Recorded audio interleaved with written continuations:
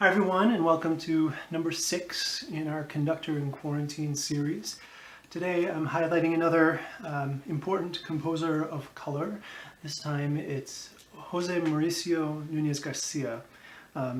Nunes Garcia, not a household name in North America, but a big deal in his native Brazil. Really important kind of early cultural figure from the days sort of leading up to Brazilian independence in the early 1800s. So Nunes Garcia is almost an exact contemporary of Beethoven, born 3 years before him and died 3 years after, so that's 1767 to 1830.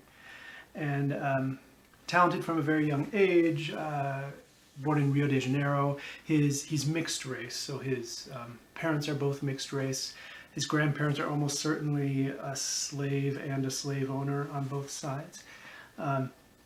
But shows great promise early on, becomes a priest, and actually becomes what in German-speaking lands would be called the Kapellmeister. And I use that word because if you may have heard the word Kapellmeister, it's the position that Mozart sort of always coveted but couldn't quite get, or probably more accurately, Mozart's father always coveted and couldn't quite get. But that's the gig that Nunes Garcia had, and it's a big deal, especially in an era when the separation of church and state was kind of not a thing. Being the Kapellmeister, the master of the chapel, was a really high-ranking musical position. Because of his sort of religiously inclined career, the vast majority of his works are sacred works, choral works, works for church services. And that's actually kind of nice. It's, if you think of the big composers of that era, the classical era, you're dealing, with Mozart, Haydn, and Beethoven. And while they did write sacred works, a lot of their output is in the secular realm, symphonies, quartets, piano sonatas, things like that. And to have this other body of work of short sacred choral pieces is really nice. It sort of fills a gap that those big guys didn't fill.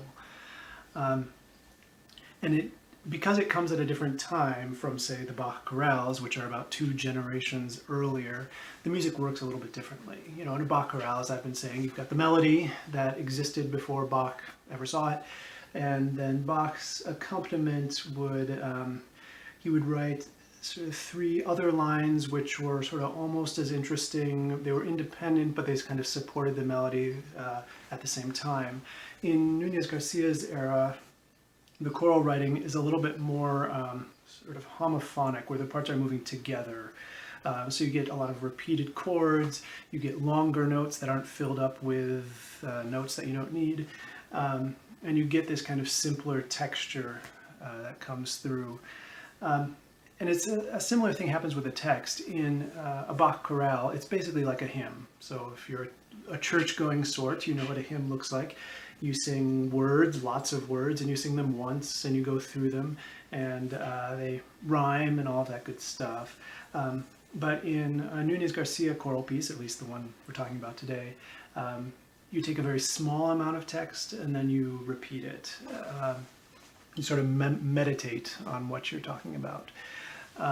So the one I'm going to talk about today is Domine, tu mihi lavas pedes. Lord, are you washing my feet?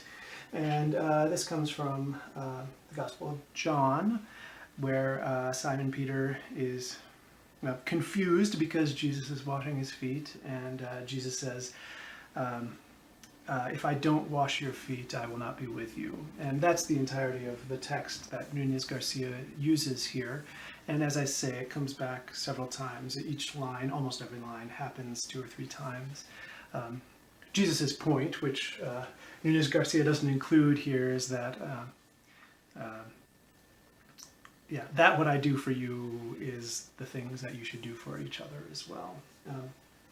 One other thing I'll mention is that, Nunes Garcia comes from a time when, if you're a kind of obscure composer, maybe all of your music gets lost and a bunch of detective Indiana Jones style musicologists have to go track down everything you wrote, and that didn't happen with him. He was enough of a cultural figure in his day that even upon his death, people were interested in his works and interested in his life. So we actually have a lot of information. And we also have a catalog of his works, which is something that not every composer gets. Again, talking about Mozart, right? If you've ever seen a Mozart concert, there's this thing that says the K number, and that's the Kerschel number, the guy who made a catalog of everything Mozart wrote. So if you see the Mozart Requiem, it'll say K626 after that. Nunes Garcia has catalog numbers, the CPM numbers. This one is CPM 198. And all that really means is that some musicologist actually took the time to find every piece that they could and put it in a list, which, again, not every composer gets that treatment. So some of that actually makes this a little bit challenging to give a satisfying performance on piano. Like the repeated chords and the long notes in particular, using a percussion instrument like the piano, it's hard to make those into lines when all the notes are decaying the way they do. And as I say, the top voice isn't really the melody the same way it is in a Bach chorale, so singing just that line doesn't quite make as much sense, but that's what I've got to work with, so that's what we'll make happen. If you're interested in the original choral version, it's in the description. You can check it out.